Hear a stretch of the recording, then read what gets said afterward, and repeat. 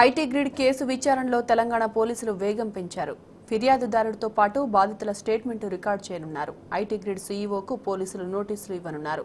ఉద్యోగులు కంపెనీ ద్వారా field survey చేసిన వారిని ప్రశ్నించనున్నారు.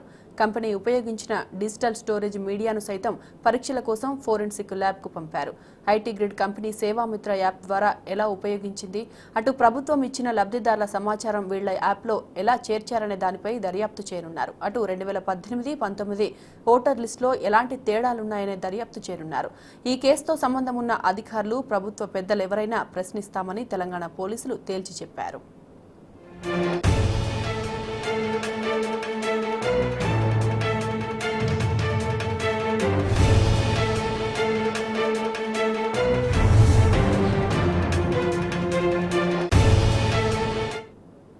ఇక ఐటీ గ్రిడ్ కేసుకు సంబంధించిన మరింత సమాచారం మా ప్రతినిధి భాస్కర్ అందిస్తారు. భాస్కర్, చెప్పండి. హైదరాబాద్ పోలీసులు ఐటీ గ్రిడ్ కేసులో వేగం పెంచారని చెప్పుకోవచ్చు. ఎస్ఆర్ నగర్ లో నమోదైనటువంటి కేసుకు సంబంధించి ఫిర్యాదుదారుతో పాటు కంప్లైనెంట్ తో పాటు విక్టిమ్ ఇద్దరి వాయిస్ ని కూడా రికార్డ్ చేస్తాం, వారి స్టేట్మెంట్ ను రికార్డ్ చేస్తామనేటువంటిది హైదరాబాద్ పోలీస్ కమిషనర్ అంజనీ కుమార్ చెప్తున్నారు. CEO IT grid India private limited కు సంబంధించినటువంటి వ్యక్తులతో పాటు మిగతా అందరికి కూడా నోటీసులు సర్వ్ చేస్తాం. దీంట్లో ఉన్నటువంటి ఎంప్లాయీస్ ఎవరైతే ఉన్నారో ఎంప్లాయీస్ ని కూడా, ఆఫీస్ లో ఉన్నటువంటి ఎంప్లాయీస్ ని, అదేవిధంగా కంపెనీ ద్వారా ఫీల్డ్ సర్వే కోసం చేర్చుకున్నటువంటి వ్యక్తులందరినీ కూడా ఎగ్జామినేషన్ చేస్తామనేటువంటి చెప్తా ఉన్నారు. డిజిటల్ స్టోరేజ్ మేనేజ్మెంట్ ద్వారా ల్యాప్టాప్లు కానీ, దానికి సంబంధించినటువంటి CPU, hard disk, pen drive, వీటన్నింటికి సంబంధించినటువంటి కీలక డాక్యుమెంట్లన్నింటినీ కూడా సీజ్ చేసి ఫోరెన్సిక్ ల్యాబ్ కు పంపుతాం. అక్కడ దీంట్లో ఎంతవరకు ఇన్వాల్వ్ అయ్యారు, ఏమేమి ఉన్నాయి, అసలు ఇదంతా ఏంటి అనేటువంటిది కూడా నిగ్గు తెలుస్తుందని చెప్తున్నారు. ఐటీ ఎక్స్పర్ట్ ద్వారా ఈ ఎంటైర్ అప్లికేషన్ సేవామిత్ర ద్వారా ఎట్లా యూజ్ చేశారు, ప్రభుత్వంలో ఉండవలసినటువంటి కీలక డేటా ఏదైతే ఉందో లబ్ధిదారుల డేటా, ఈ డేటా అంతా ఈ కంపెనీకి ఎట్లా వచ్చింది, ఆ కంపెనీలో ఈ డేటా అప్లికేషన్ ఎట్లా ఇన్వాల్వ్ చేశారు. అంటే ఐటీ గ్రిడ్కి సంబంధించినటువంటి కంపెనీకి సంబంధించినటువంటి ఒక కోడ్ ఉంటుంది. ఆ కోడ్ లో ప్రభుత్వం ద్వారా వచ్చినటువంటి ఆ డేటా ఏదైతే ఉందో దాన్ని ఎట్లా అప్లై చేశారో, అప్లై చేసి దాని ద్వారా ఎటువంటి రిజల్ట్స్ ఇస్తున్నారు.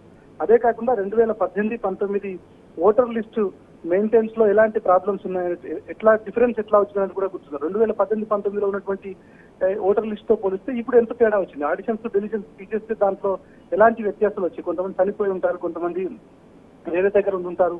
అయితే అది కాకుండా వీరికి అవసరం ఉన్నటువంటి డేటాను ఓటర్ లిస్ట్ లో మేనేజ్ చేయడానికి ఎట్లాంటి చర్యలు తీసుకున్నారు. అసలు ఐటీ గ్రిడ్ వ్యవహారం చూస్తా ఉంటే భారతదేశ ప్రజాస్వామ్యానికి అర్థం పట్టే విధంగా ఉన్నటువంటి భారతదేశంలో ఉన్నటువంటి పౌరుల ప్రాథమిక హక్కు పూర్తిగా ఇచ్చే విధంగా ఉన్నటువంటిది రిటైర్డ్ అధికారులు, ఐటీ ఎక్స్పర్ట్స్ చెప్తున్నటువంటి పరిస్థితి కనిపిస్తోంది. చంద్రబాబు నాయుడు ప్రభుత్వం చేసినటువంటి పనితీరు చూస్తా ఉంటే పౌరుల ప్రాథమిక హక్కు ఓటు, ఆ ఓటు హక్కును తొలగించే విధంగా కాకుండా ఆధార్ లో అంతా వ్యక్తిగతమైనటువంటి డేటా ఉంటుంది. ఆ డేటాను ఎట్లా అప్లికేషన్ ద్వారా ఎట్లా డౌన్లోడ్ చేస్తారు, ఎట్లా ఇన్వాల్వ్ చేస్తారు. దీంట్లో వ్యక్తిగత డేటాతో పాటు ఇతరత్ర వ్యక్తులకు సంబంధించినటువంటి పూర్తి బ్యాంక్ అకౌంట్, డెబిట్ కార్డ్స్, ఆయన వ్యక్తిగత సమాచారం కూడా పబ్లిక్ అయింది. కాబట్టి దీన్ని ఎట్లా తీసుకున్నారు, అంటే ఎందుకు ఇదంతా కూడా జరుగుతోంది, దీంట్లో మిగతా యాంగిల్ ఏదైనా ఉందా, ఓటర్ లిస్ట్ తో పాటు ప్రభుత్వం దగ్గర ఉండాల్సినటువంటి కాన్ఫిడెన్షియల్ డేటా పూర్తిగా కూడా ఆయా జిల్లా కలెక్టర్ల పరిధిలో ఉంటుంది. ఐఏఎస్ అధికారులకు కూడా తెలియకుండా డేటా వచ్చిందా, ప్రభుత్వం మంత్రులు ఏదైనా ఇన్ఫ్లుయెన్స్ తీసుకొచ్చారా, అసలు ఈ ఐటీ గ్రిడ్ కంపెనీకి ఆంధ్రప్రదేశ్ ప్రభుత్వానికి ఉన్నటువంటి సంబంధం ఏంటి.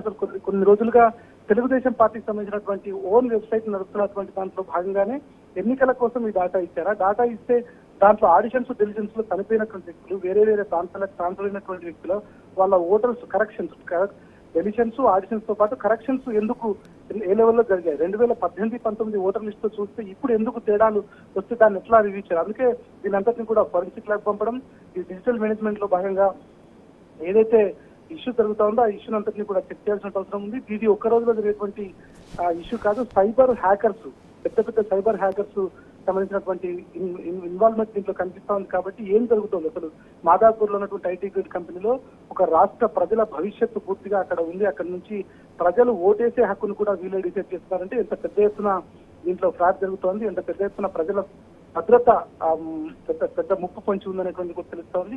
ఏదేమైనా హైదరాబాద్ పోలీసులు ఐటీ రంగంలో కొంత ప్రావీణ్యం ఉన్నటువంటి డిపార్ట్మెంట్ కాబట్టి వాళ్ళు ఖచ్చితంగా దీంట్లో నిగ్గు తెలిసేటువంటి అవకాశం కనిపిస్తోంది. ఐటీ గ్రిడ్ లో మాత్రం చాలా కీలక అంశాలను బయటకు తీసుకొచ్చేటువంటి అవకాశం కనిపిస్తుంది. దీనికి సంబంధించి ఈరోజు ఎలక్షన్ కమిషన్ కూడా లెటర్ రాస్తున్నారు, లీగల్ ఒపీనియన్ తీసుకుంటున్నారు. ఫర్దర్ గా ఈ ఐటీ కంపెనీకి సంబంధించినటువంటి వ్యవహారంలో కొన్ని కీలక విషయాలు కూడా బయటకు వచ్చేటువంటి అవకాశం కనిపిస్తోంది. ఐటీ గ్రిడ్ యజమాని అశోక్ మాత్రం ప్రస్తుతం భీమవరం పాలకొల్లు ఆ ఏరియాలో ఉన్నట్టుగా తెలుస్తా ఉంది. ఆయనకు నోటీసు సర్వ్ చేసినటువంటి సైబరాబాద్ పోలీసులకు ఇప్పటివరకు రిప్లై రాలేదు. మరోవైపు ఆంధ్రప్రదేశ్ పోలీసుల కస్టడీలోనే ఆయన ఉన్నట్టుగా తెలుస్తోంది. మరోసారి మూసుకున్న తర్వాత చంద్రబాబు నాయుడు ఇలాంటి వ్యవహారంతో తెర మీదకి వచ్చి మరోసారి ఆయన చీటింగ్ బుద్ధిని బయటపెడుతుందని చెప్తున్నారు. అది ఏది ఏమైనా పోలీసుల ఇన్వెస్టిగేషన్ లో ఎవరైనా చట్ట ప్రకారం తమ ముందుకు రావాలి. నోటీస్ సర్వ్ చేసినప్పుడు రాకపోతే ఫర్దర్ గా మళ్ళీ నోటీస్ చేస్తాం, అవసరమైతే కోర్టు నుంచి అరెస్ట్ వారెంట్ తీసుకొని కస్టడీలోకి తీసుకొని మళ్ళీ విచారిస్తామని చెప్తున్నారు. ఫర్దర్ గా యాక్షన్ లో ఆంధ్రప్రదేశ్ ప్రభుత్వం చేసినటువంటి తప్పు కానీ ప్రభుత్వం ద్వారా లబ్ధి పొంది ప్రైవేట్ కంపెనీలు చేస్తున్నటువంటి ప్రజల వ్యక్తిగత భద్రత కానీ ఎట్లా ఉండబోతుంది అనేటువంటిది మాత్రం 2-3 రోజుల్లో పూర్తిగా క్లారిటీ వస్తున్నటువంటి హైదరాబాద్ పోలీసులు చెప్తా ఉన్నారు. Bhaskar, thanks for updates.